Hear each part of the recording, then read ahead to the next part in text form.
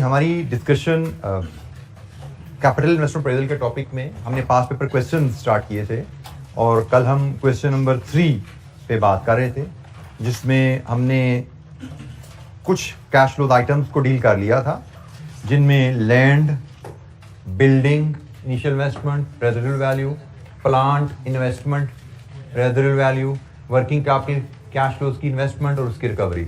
ये चीज़ें हमने डील कर ली थी। हमारी सिर्फ एक item net operating cash flows की कल यहाँ पे रहेगी थी, जिसके बाद हमारे ये सवाल में स्टैंडर्ड कैलकुलेशंस हैं टू कंप्लीट टिल एनपीवी।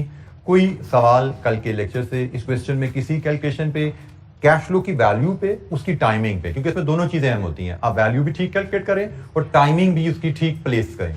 दोनों चीज़ों पे आपको अंडरस्टैंडिंग आनी चाहिए। तो कोई इशू जनाब कल के इस क्वेश्चन से?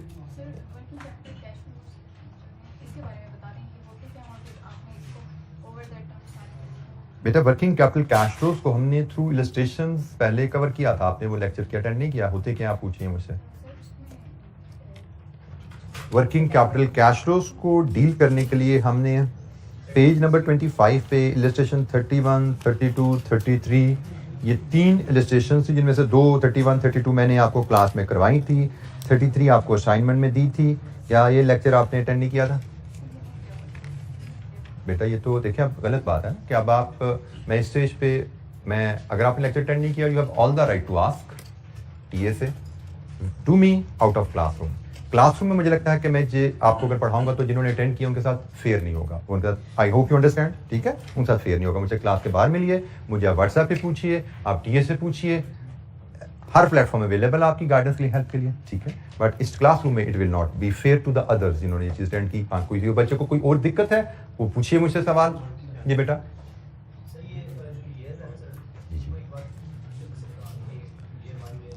बेटा हमें उसने पहली बात हमने DCF assumption about timing of cash flows पढ़ी है, ठीक है। DCF assumption about timing of cash flows में हमें पढ़ा था कि हम प्रोजेक्ट की इनिशिएशन को 0 में लेंगे, इनिशियल इन्वेस्टमेंट को हम 0 में लेंगे अनलेस हमें अदरवाइज इंफॉर्मेशन अवेलेबल हो। तो यहां पे हमें इंफॉर्मेशन अदरवाइज अवेलेबल है, इसलिए हमने सारी इन्वेस्टमेंट 0 में ले ली। हमने फैसला आज करना है कि हम ये फैक्ट्री लगाएं या ना लगाएं।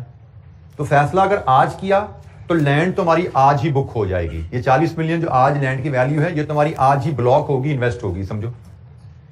इसके बारे में उसने कहा है कि बिल्डिंग की कंस्ट्रक्शन का एग्रीमेंट भी आज साइन होना है और ये पेमेंट भी आज होनी है।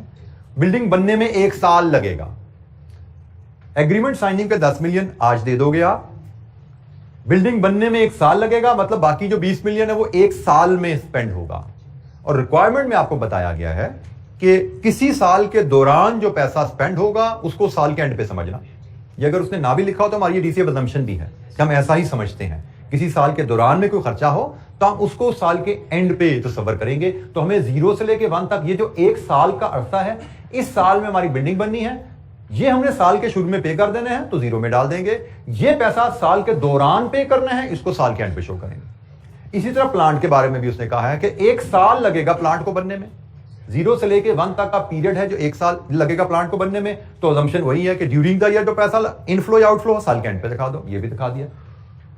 फिर उसने हमें कहा हुआ है कि जब 1 साल बाद प्लांट बन जाएगा तो 1 साल बाद हमारी प्रोडक्शन शुरू होगी। 1 साल बाद तो दूसरा साल शुरू हो चुका होगा, हमारी प्रोडक्शन दूसरे साल में शुरू होनी है। कमेंसमेंट हमारी यहां पे जब प्लांट कंप्लीट होगा विद इन नेक्स्ट डे हमारी प्रोडक्शन शुरू हो जानी है। उसने में कहा है कि वर्किंग कैपिटल का जो पैसा है, रॉ मटेरियल स्टॉक में जो इन्वेस्टमेंट है, वो जब प्रोडक्शन शुरू करनी है ना तब चाहिए।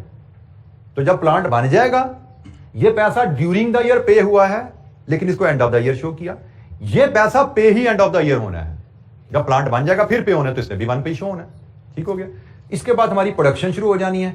यहां से यहां तक पहले साल की प्रोडक्शन एंड सेल, ये दूसरा साल, ये तीसरा साल, ये चौथा साल, ये 5वां साल, 5 साल कारोबार चलना है। अब यहां से यहां तक जो प्रोडक्शन एंड सेल है, ड्यूरिंग द सेकंड ईयर जो रेवेन्यू आएगा वो कहां प्लेस होगा?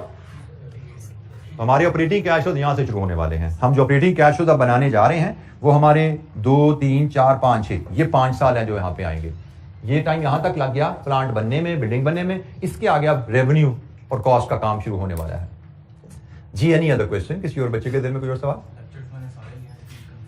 जी बेटा बोलिए, किस जगह कंफ्यूजन है? वर्किंग कैपिटल के जो कैश फ्लो है ये मतलब अभी हमने ईयर 1 के एंड पर 15 मिलियन का जो हमने आउटफ्लो किया, ये 6 साल बाद भी सेम अमाउंट के साथ की मतलब इन्फ्लेशन को हम इसका कंसीडर करें? बेटा इस क्वेश्चन में इन्फ्लेशन इन्वॉल्व है।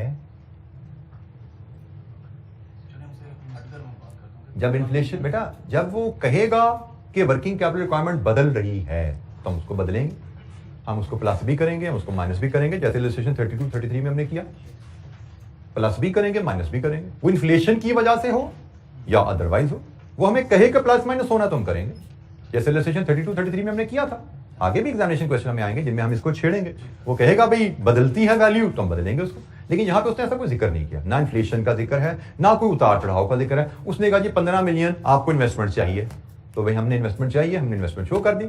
उसने नहीं कहा, लेकिन हमें पता है जो इन्वेस्टमेंट वर्किंग कैपिटल में करते हैं फुल रिकवर करनी होती है प्रोजेक्ट एंड पे। प्लस माइनस का बताता तो वो भी हम यहाँ पे फीड करते हैं, आगे सवालों में हमने फीड करना है हमने। जी एनी अदर क्वेश्चन, कोई और सवाल?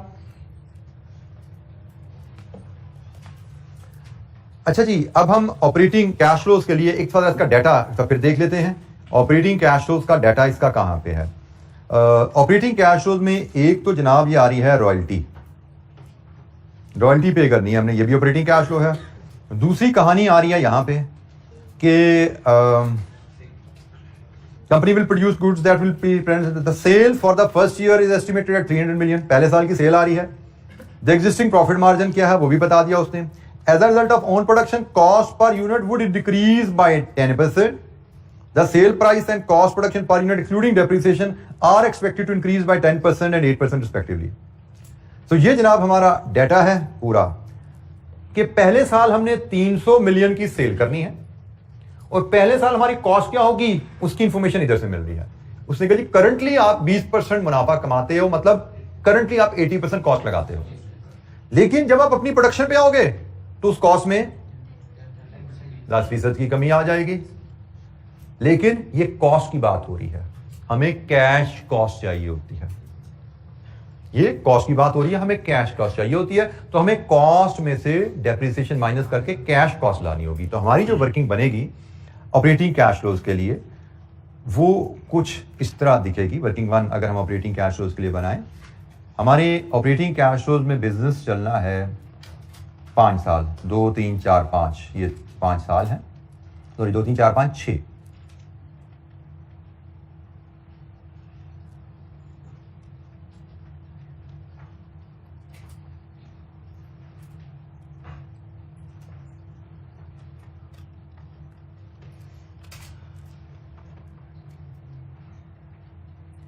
मैंने अभी 2 3 4 5 साल कहा, 2 3 4 5 पे गिनती रोक दी। उससे मुझे पुराने अपने टीचर्स की बात याद आ गई। माशाल्लाह बड़े सीनियर टीचर अभी प्रैक्टिसिंग चार्ट अकाउंट है, उनका एक बड़ी एक फनी सी हमारी एक क्लास में एक बात करते होते, तो शुरू में तुम्हें समझ नहीं आई, हमने लगा हमें सुनने में गलती लगी है, लेकिन पता लगा नहीं वो बोलते ही ऐसे हैं, वैसे ही कम्युनिकेट कर रहे होते हैं।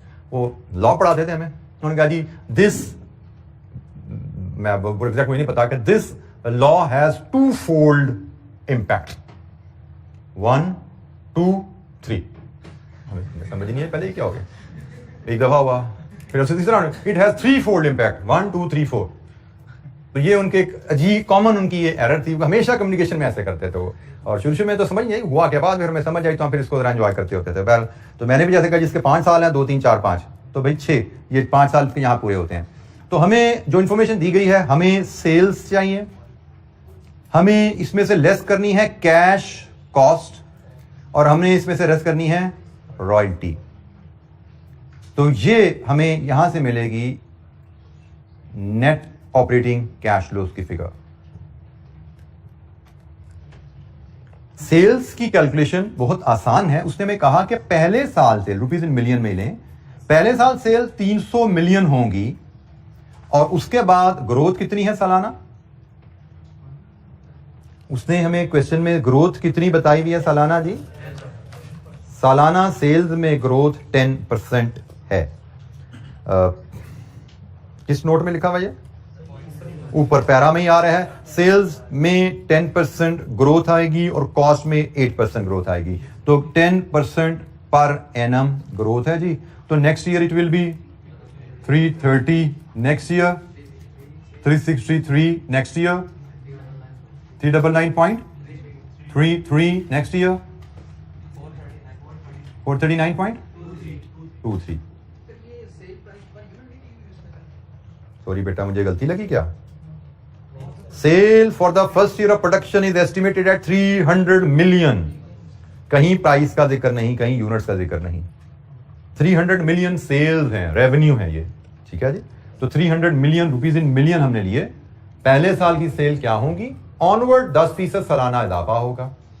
और रॉयल्टी को मैं यहां पे ही कैलकुलेट कर लूं, दिस इज ए, तो ए का 3% रॉयल्टी है, वो मैं पे करूंगा। तो 300 का 3% 9 मिलियन, 9.9 मिलियन। नेक्स्ट जी 10.89 मिलियन, 11.98 मिलियन, 13.18 मिलियन। ये तो बड़ी सिंपल सी दो कैलकुलेशन थी, इनमें कोई चैलेंज नहीं आया। जो कॉस्ट की कैलकुलेशन है, इसमें थोड़ा सा हमें सोच विचार चाहिए।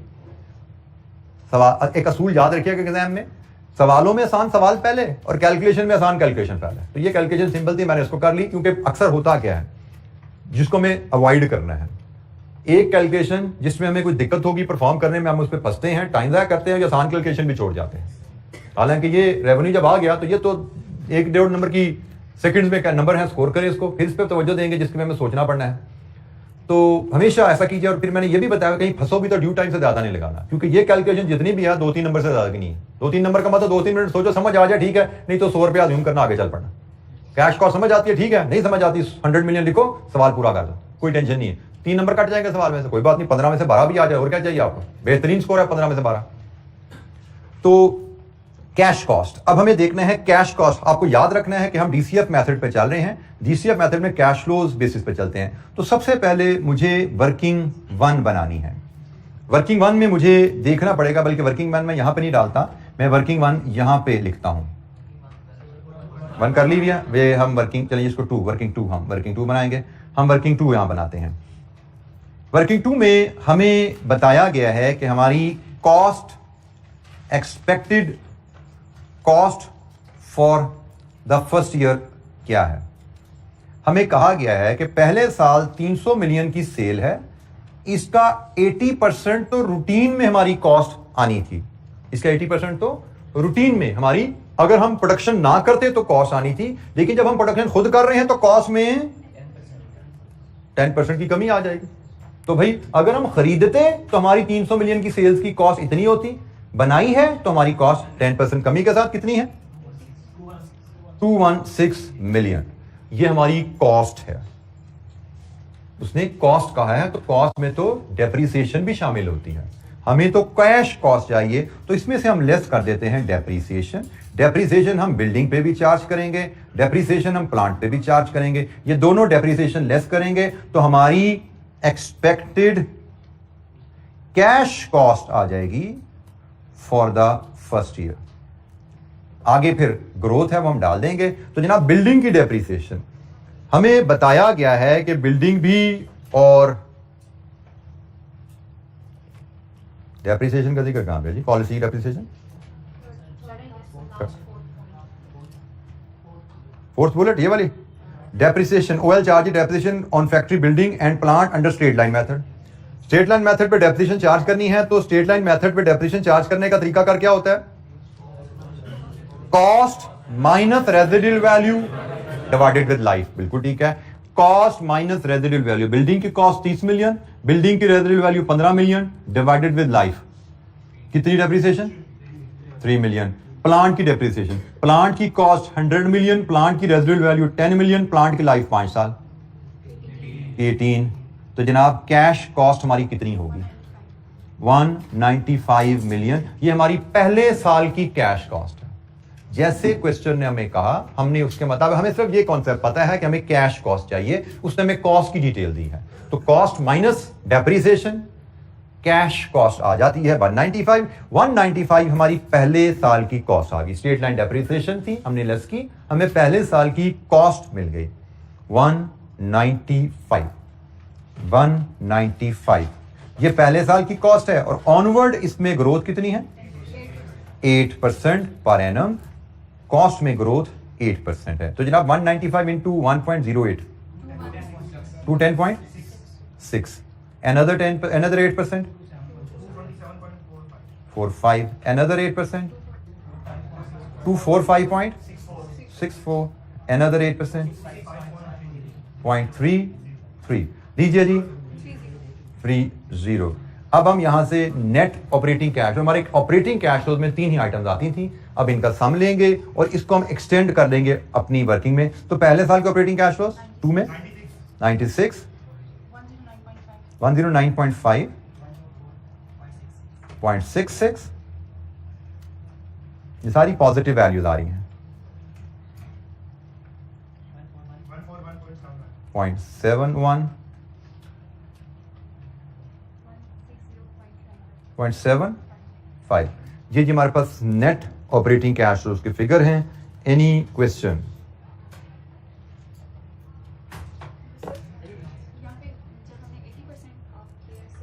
जी बेटा हमने बिल्कुल ख्याल रखना होता, अगर वो मैं कहता तो यहाँ पे उसने बिल्कुल उसने 20% मार्जिन कहा है, बिल्कुल हमें ख्याल रखना है। 20% मार्जिन है। 20% मार्जिन का मतलब क्या है कि सेल्स में से 20% मुनाफा है, सेल्स में से 80% कॉस्ट है, तो हमने बिल्कुल ख्याल रखा है सेल में से 80% कॉस्ट है। जी एनी अदर क्वेश्चन? अच्छा जी, ये हमारे पास जो फिगर अवेलेबल हैं, इन फिगर्स को अब हम लेके एक्सटेंड करते हैं मेन शीट में, जहां पे जब हमने पॉइंट आउट किया था जहां हमें इसको फीड करना है। तो जनाब पहली फिगर है 96, दूसरी फिगर है 109.5, तीसरी फिगर है 124.66, देन 141.77, देन 160.75। ये जी डाटा हमारा कंप्लीट है। इसके आगे हमें कॉलम का टोटल लेना है, 12% के फैक्टर लाने हैं, प्रेजेंट वैल्यू और फिर नेट प्रेजेंट वैल्यू लेनी है। तो हमने यहां से सम करना है कॉलम वाइज और फिर आखिर में हमने प्रेजेंट वैल्यू का सम लेना है। कंप्लीट कीजिए share NPV with me, calculation perform कीजिए और एनपीवी की वैल्यू शेयर कीजिए।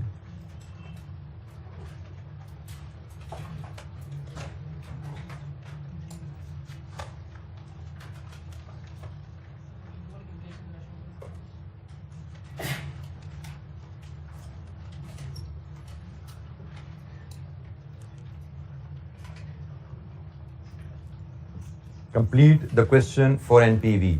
हर कैश फ्लो अलग-अलग है, तो 12% के प्रेजेंट वैल्यू फैक्टर्स आपको लेने होंगे।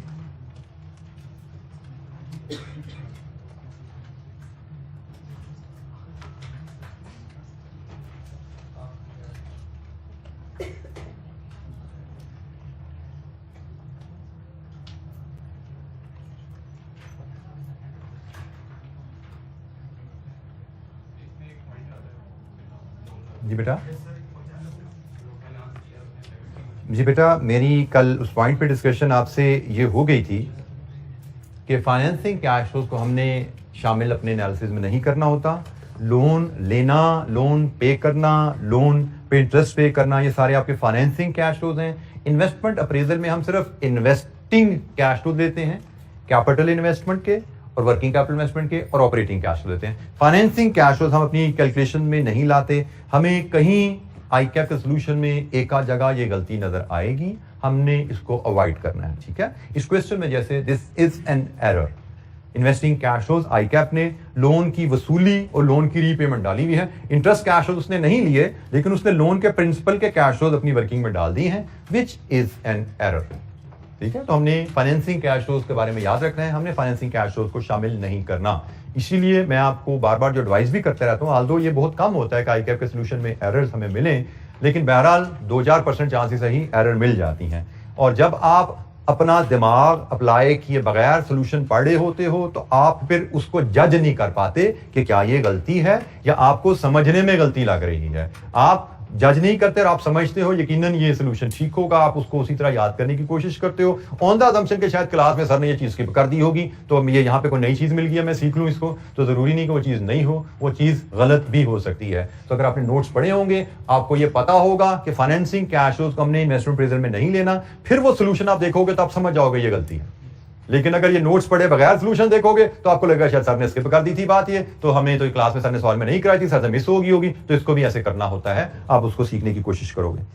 तो ये इसीलिए मैं बार बार कहता हूं कि सोल्यूशन खुद पहले अटेम्प्ट किया करो, फिर एग्जामिनर सोल्यूशन से कंपेयर किया करो, पहले नोट्स पढ़ा करो, नोट्स के मुताबिक सॉल्व किया करो। जी एनी क्वेश्चन? क्या एनपीवी आ रही है यहां से? 271.42 271.42 लीजिए जी, हमसे सिर्फ एनपीवी ही कैलकुलेट करने को कहा गया था, तो हमने एनपीवी कर दी। वो हमसे पूछता एवेल्युएट करो, तो हम बता देते एनपीवी पॉजिटिव है, प्रोजेक्ट इज फीजिबल, हम एक जुमला और इसके नीचे लिख देते। बट फिलहाल हमसे सिर्फ एनपीवी की बात की गई थी, हमने निकाल दी। Any question? कोई सवाल? जी बेटा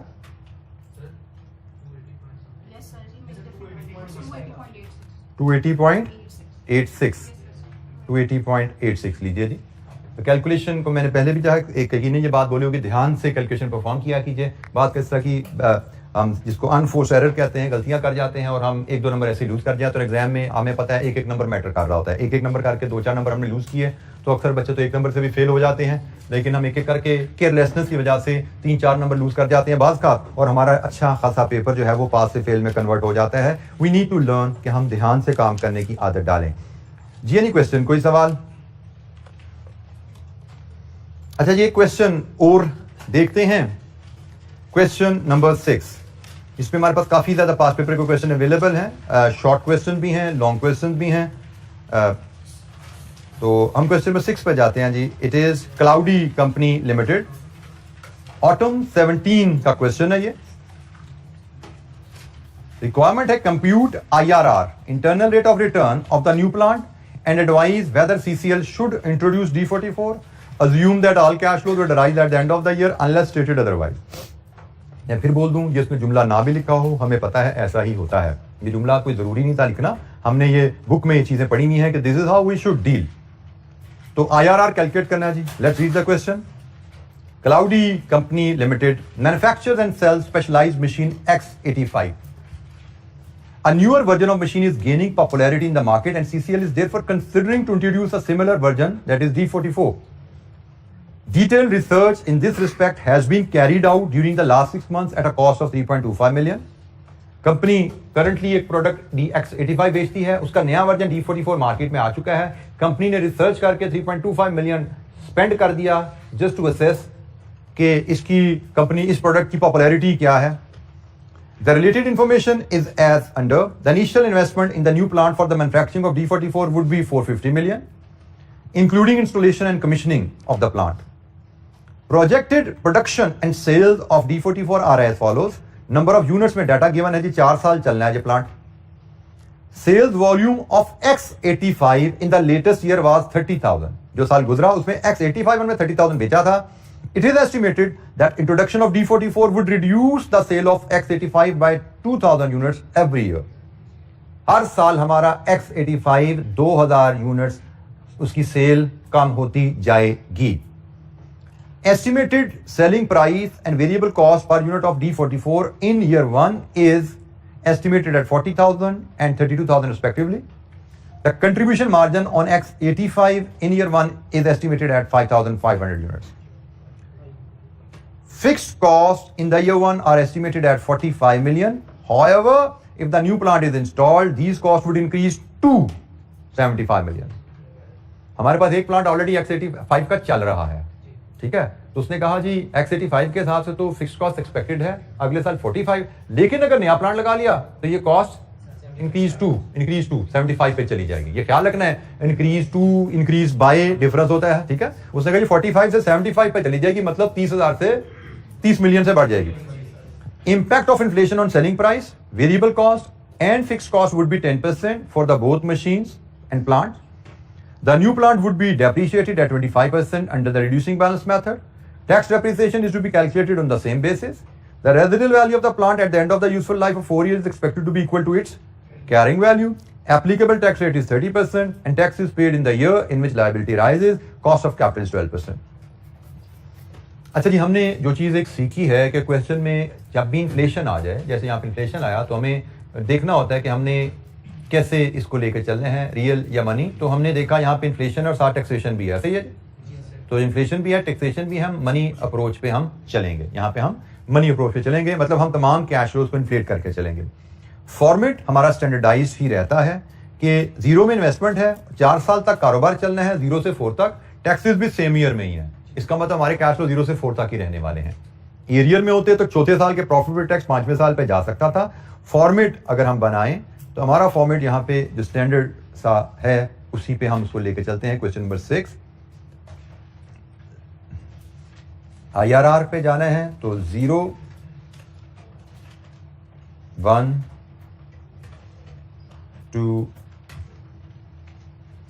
3 एंड 4, ये जो हमारे कैश फ्लो है जिसमें इन कॉलम में हमें अरेंज करना है। हमें इन्वेस्टमेंट्स जो बात की गई है कितनी है जी नेशन, 450 मिलियन। इसका मतलब रुपीज इन मिलियन में ही हमें डील करने चाहिए, काफ़ी बड़ी फिगर्स आने वाली हैं, तो रुपीज इन मिलियन में हम वैल्यूज लेकर चलेंगे। हमें जो इन्फॉर्मेशन दी गई है उसके मुताबिक एक हमें इनिशियल कैपिटल इन्वेस्टमेंट की फिगर दी गई है, एक ही फिगर है तो हम एक ही लाइन आइटम इसके लिए ऑक्यूपाई करते हैं। वर्किंग कैपिटल इन्वेस्टमेंट का कोई जिक्र नहीं है। इसके बाद आगे रेवेन्यू और कॉस्ट आइटम का जिक्र है, तो हम फिर चले जाते हैं नेट ऑपरेटिंग कैश फ्लोज की तरफ, क्योंकि हम वर्किंग से इसको हैंडल करके लाएंगे। और इसके बाद टैक्सेशन है, हम उसको भी वर्किंग से कैलकुलेट करेंगे।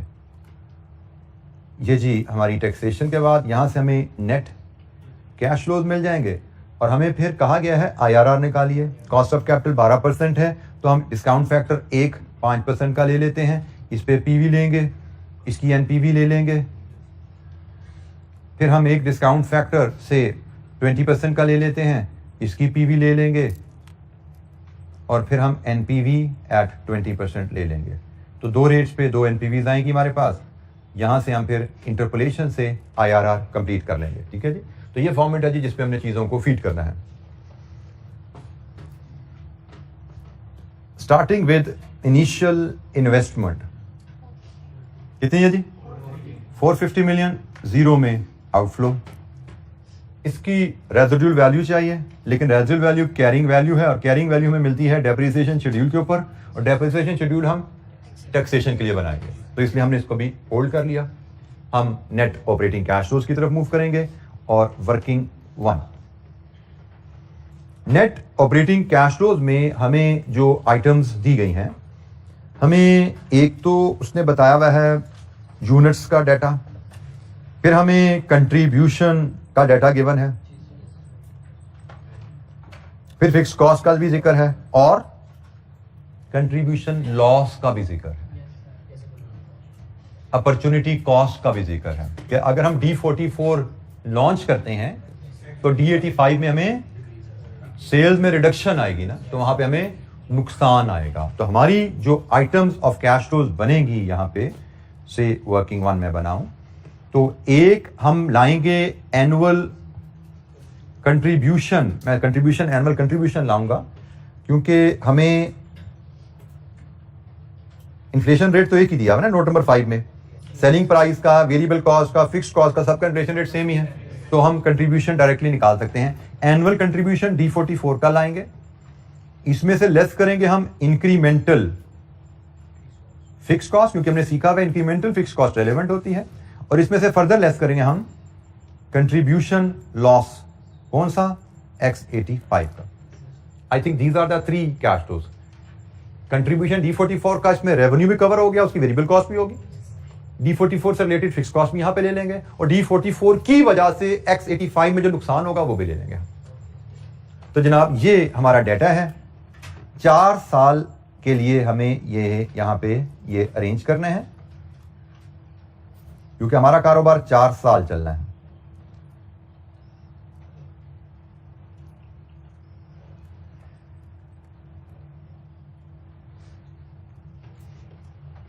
एनुअल कंट्रीब्यूशन वर्किंग 1.1,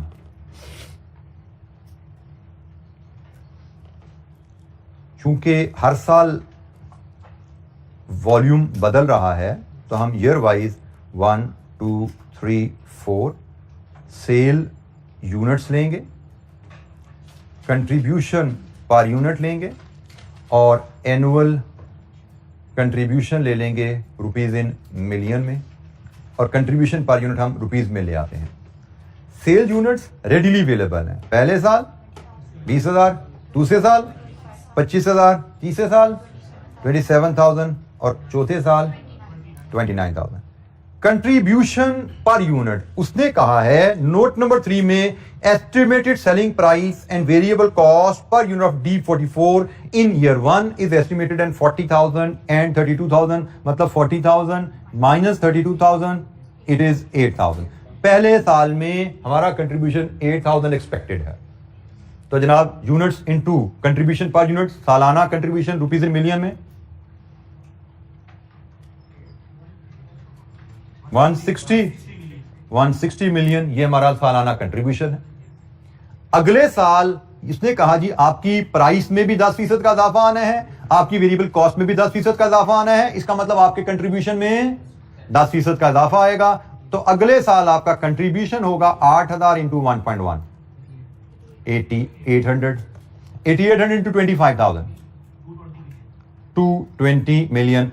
इससे अगले साल मजीद 10% का इजाफा 9680। तो जनाब कितना कंट्रीब्यूशन 261.336। इससे अगले साल 9680 में भी 10% का इजाफा आ जाएगा 648। तो टोटल कंट्रीब्यूशन 0.79। ये है जी हमारा कंट्रीब्यूशन जो हम D44 के बेच के कमाएंगे अगले 4 सालों में। जैसे हमें क्वेश्चन में उसने इंफॉर्मेशन दी उसके मुताबिक हमने कैलकुलेट किया कंट्रीब्यूशन ईयर वाइज। पहले साल कंट्रीब्यूशन होगा 160 मिलियन, दूसरे साल होगा 220 मिलियन, तीसरे साल होगा 261.36, चौथे साल होगा 308.79। इंक्रीमेंटल फिक्स्ड कॉस्ट 45 से 75 पे चली जाएगी पहले साल, तो 75 माइनस 45। जी बेटा ये यूनिट्स हैं सेल के और ये कंट्रीब्यूशन पर यूनिट है। तो sales into contribution per unit, ये टोटल एनुअल कंट्रीब्यूशन आ गया टोटल रुपीज इन मिलियन में। सेकंड में बेटा कंट्रीब्यूशन पर यूनिट 10% बढ़ता जा रहा है, बाकी तो ये वही तरीका है। कंट्रीब्यूशन पर यूनिट ने बताया आपको, आपकी प्राइस भी 10% बढ़ेगी, आपकी वेरिएबल कॉस्ट भी 10% बढ़ेगी, नतीजा क्या होगा आपका कंट्रीब्यूशन 10% बढ़ेगा। तो आपका कंट्रीब्यूशन 10% बढ़ता जा रहा है हर साल, पिछले साल से 10% बढ़ता जा रहा है। कंट्रीब्यूशन 8,000, फिर 8,800, फिर 9,680, फिर 10,648। 10% सालाना से आपका कंट्रीब्यूशन बढ़ता जाएगा। आप इसको कंट्रीब्यूशन में इजाफा डाल दो या आप इसको इस तरह कहो कि भाई प्राइस मेरी 10% बढ़ेगी, मेरी वेरिएबल कॉस्ट 10% बढ़ेगी, कितनी बनती है 35,200। कंट्रीब्यूशन चूंकि प्राइस में और वेरिएबल कॉस्ट में इजाफा सेम है, प्राइस में और वेरिएबल कॉस्ट में इजाफा सेम है, इसलिए मैंने इसको कंट्रीब्यूशन में इजाफा डाल दिया। अगर दोनों में इजाफा फर्क होता तो मैं प्राइस को बढ़ाता, वेरिएबल कॉस्ट को बढ़ाता, नया कंट्रीब्यूशन निकालता। ये ख्याल रखना है जी। कंट्रीब्यूशन हमारे पास आ गया। अब हमने कहा जी incremental fixed cost. Incremental fixed cost के बारे में उसने कहा है कि पहले साल में 45 मिलियन की होनी है। अगर हम प्लांट नहीं लगाते, नया प्लांट लगाएंगे तो 75 पे जाएगी। इसका मतलब नए प्लांट की वजह से एडिशनल कॉस्ट इज 30।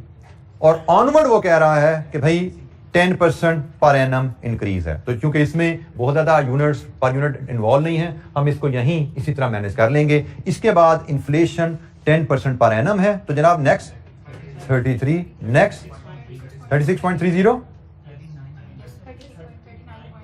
39.93। ये जी फिक्स कॉस्ट भी हमारी डील होगी। एनी क्वेश्चन, कोई सवाल?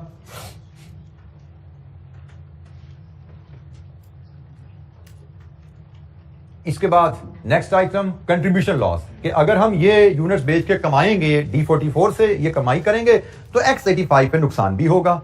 उसके लिए वर्किंग 1.2 हम बनाते हैं। हमें नुकसान क्या होने वाला है X85 में। ईयर वाइज हमें कहा गया है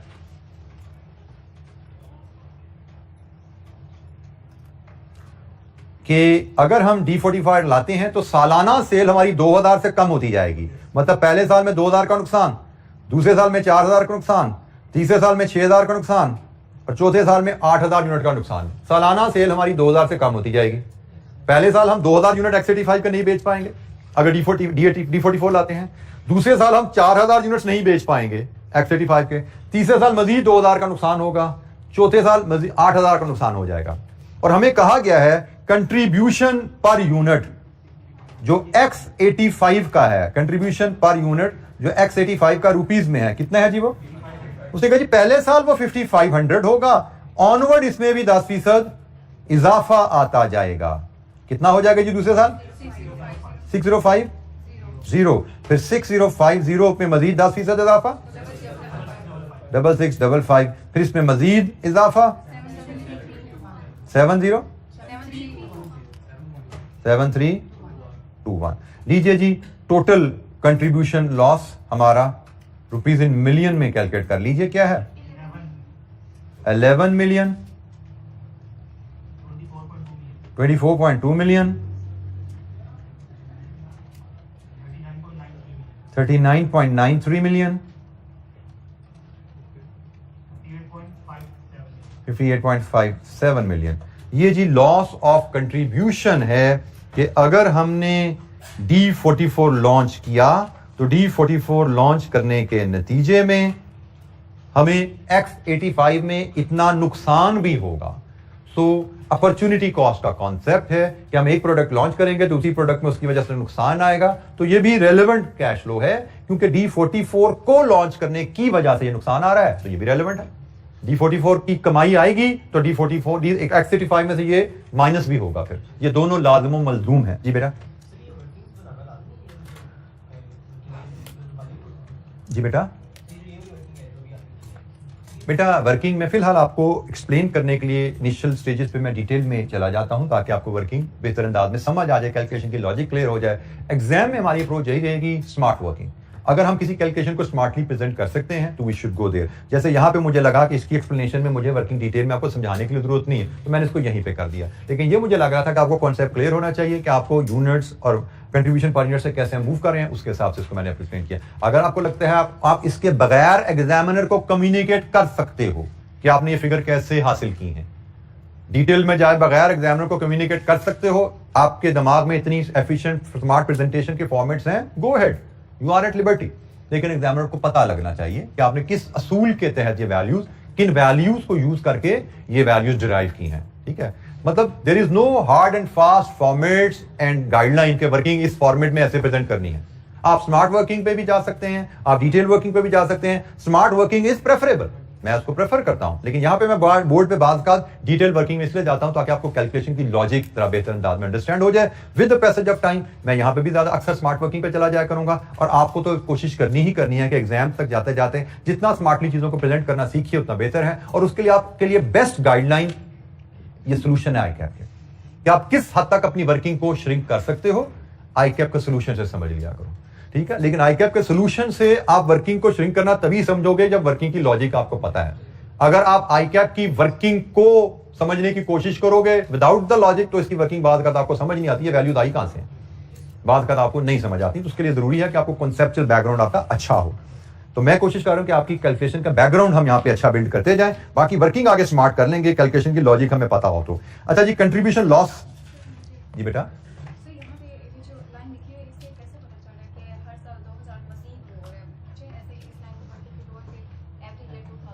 अच्छा जी, आपका कहना है कि आपको लगा कि एवरी ईयर, जो ये लाइन कौन सी है जी, पॉइंट नंबर 2 की last line, it is estimated that introduction of D44 will reduce the sale of X85 2000 units every year. 2000 से हर साल हमारी सेल कम होती जाएगी, हर साल हमारी सेल 2000 से कम होती जाएगी, हर साल 2000 से कम होती जा रही है। इसका मतलब क्या है कि पहले साल 2000, अगले साल फिर 2000 से कम होगी, तो टोटल तो 4000 का नुकसान हो गया ना आज के मुकाबले में। अगले साल फिर 2000 से कम होगी तो आज के मुकाबले में तो 6000 कम होगी ना। बिफोर D44 जो आप सेल करते थे 2000, 4000, 6000, 8000, हर साल 2000 कम होनी है।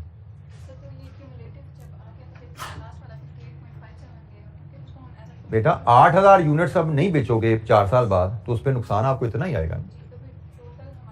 ये 1 साल का नुकसान है, ये चौथे साल का नुकसान है, ये पहले साल का नुकसान है, ये दूसरे साल का नुकसान है, ये तीसरे साल का नुकसान है, ये चौथे साल का नुकसान है। कि अगर आप मैं यहाँ पे जरा वैल्यूज लिख लूं, फिर मैं इसको एक्सप्लेन आपको मजीद इसको रिलेट करता हूं। अगर हम पहले साल ये यूनिट्स बेचेंगे तो X85 में हमें इतना नुकसान होगा, दूसरे साल हम इतने यूनिट्स बेचेंगे तो X85 में हमारा नुकसान बढ़ के इतना हो जाएगा, तीसरे साल जब हम इतने यूनिट्स बेचेंगे हमारा नुकसान बढ़ के यहाँ पे चला जाएगा, चौथे साल जब इतने यूनिट्स बेच के D44 में हम कमाई करेंगे हमारा नुकसान बढ़ के 58.57 पे चला जाएगा। हर गुजरते साल के साथ X85 की पॉपुलैरिटी कम होती जा रही है। ये हर साल का अलग-अलग हिसाब बन रहा है बेटा।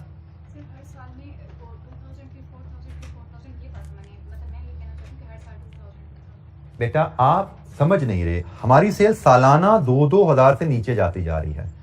मतलब मैं अगर ये D44 नहीं बनाता तो मैं बेचूंगा ईयर 1 में 2000 एक्स्ट्रा, ईयर 2 में 4000 एक्स्ट्रा, ईयर 3 में 6000 एक्स्ट्रा, ईयर 4 में 8000 एक्स्ट्रा। D44 लॉन्च कर दिया तो ये मेरी सारी सेल्स उड़ जाएगी। D44 की वजह से मुझे क्या नुकसान होने जा रहा है, पहले साल में मैं 2000 नहीं बेच पाऊंगा, दूसरे साल मैं 4000 नहीं बेच पाऊंगा, तीसरे साल मैं 6000 नहीं बेच पाऊंगा, क्योंकि हर साल D44 की वजह से मेरी सेल नीचे से नीचे जाती जा रही है। आज के मुकाबले में बेटा D44 से पहले, D44 के आने के बाद क्या फर्क पड़ रहा है मेरे प्रॉफिट्स पे, हम ये गेज कर रहे हैं। D44 के आने से मेरी जेब पे क्या असर पड़ेगा, D44 के आने से 1, 2, 3, 4 में मुझे ये नुकसान आएगा। D44 नहीं है तो मैं ये कमाऊंगा, D44 आएगा तो मैं ये नहीं कमाऊंगा। Loss of earning is a cost, this is loss of earning which will be treated as cost. जी नेट कैश फ्लोज यहां से लीजिए, नेट ऑपरेटिंग कैश फ्लोज कितने हैं जी? 190 119 जी 119। नेक्स्ट 106 162.8 185.13 0.30। ये जी हमारे पास फिगर्स आ गई नेट ऑपरेटिंग कैश फ्लोज की, जिसको हमने यूज करने हैं। Net operating cash flows 119.00, 162.80, 185.13 and 210.30। जी एनी क्वेश्चन? अच्छा जी, हमारे पास एक ये इनिशियल इन्वेस्टमेंट, रेजिडुअल वैल्यू और एक टैक्सेशन की कैलकुलेशन रह गई है। टैक्सेशन के लिए मैं आपको फॉर्मेट में एक्सटेंड कर रहा हूं, आपको ये खुद पॉपुलेट करके घर से लाना है। कोई दिक्कत होगी तो कल हम डिस्कस करेंगे और आगे चलेंगे। आपको जो होम असाइनमेंट में काम करना है, यहाँ से आपने लेस करनी है डेप्रीसिएशन, यहाँ से आपको मिलेगा टैक्सेबल प्रॉफिट और इस पे आप कैलकुलेट करेंगे टैक्स। क्या रेट है टैक्स का? 30%। ये आपका फॉर्मेट है जी। यहाँ पे आपने और टैक्स डेप्रीसिएशन के लिए वर्किंग 1.1 1.2 में बना चुके हैं। वर्किंग 1.3 आपकी जो बनेगी, जिसमें से आपने रेजिडुअल वैल्यू भी लानी है। वर्किंग 1.3 एक कॉलम टैक्स डेप्रीसिएशन का, एक कॉलम ईयर का। 1, 2, 3, 4 आपको याद होना चाहिए। हमें उसने जो बताया है कि रिड्यूसिंग बैलेंस डेप्रीसिएशन कैलकुलेट होनी है। हम यहाँ पे टोटल डेप्रीसिएशन कैलकुलेट करते हैं, फिर हम कॉस्ट लेके आते हैं, हमें यहाँ से WDV भी मिलती है। और हमें जो बताया गया है, ये जो WDV है, जिसको कैरिंग वैल्यू भी कहा जा रहा है, ये हमारी रेजिडुअल वैल्यू भी रहेगी। यहां से आपको टोटल डेप्रीसिएशन, ये आपकी 4 डेप्रीसिएशन यहां से जाएंगी, 1, 2, 3, 4, और यहां से ये कैरिंग वैल्यू भी आपको निकालनी पड़ेगी ताकि आप अपने रेजिडुअल वैल्यू में फीड कर सकें। तो ये फॉर्मेट है, इसको पॉपुलेट करके आप IRR तक, यहां तक आप इसको लेके जाएंगे। सवाल को इंटरपोलेशन की मदद से IRR तक लेके जाएंगे। इस सवाल को कंप्लीट करना इज योर असाइनमेंट। मैं IRR का फार्मूला भी आपके लिए फीड कर देता हूं। IRR is lower and rate plus NPV at low rate over NPV at low rate plus minus NPV at higher rate minus low rate. So मुझे final ये IRR का आंसर आपसे कल चाहिए। कोई दिक्कत होगी तो उसको डिस्कस करेंगे और नेक्स्ट क्वेश्चन पे मूव करेंगे। Thank you very much. अस्सलाम वालेकुम।